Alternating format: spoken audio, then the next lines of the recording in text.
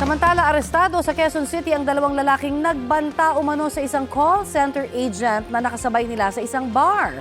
Ang dalawa nagpanggap pa raw ng mga pulis. Balitang hatid ni Gabriel Gonzalez. Hindi na nakapalag ang dalawang lalaking yan matapos arestuhin ng mga otoridad sa Quezon City nitong Biyernes. Ang dalawang sospek na nagpanggap umanong mga pulis, pinagbantaan umano ang dalawang babaeng call center agent na nakasabay nila sa bar sa lugar. Siguro dahil nga dun sa kalasingan, hindi na rin nila alam yung ginagawa nila.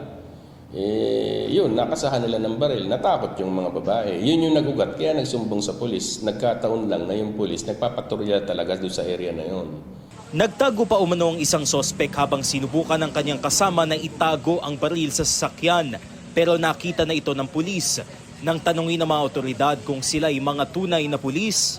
Wala naman silang maipakita din na katibayan na pulis sila, and then at the same time, upon checking, yung mga baril nila is nakapangalan sa ibang tao, and then silang dalawa mismo is hindi sila authorized magdala ng baril. Na-recover sa mga sospek ang dalawang hindi lisensyadong baril at mga magazine. Nakakulong na sila na maharap sa mga reklamong usurpation of authority, grave threat at illegal possession of firearms. Kapwa sila tumangging magbigay ng pahayag. No comment po, sa korte na lang po kami papaliwanag. Ganun din po, no comment. Gabriel Gonzalez, nagbabalita para sa GMA News.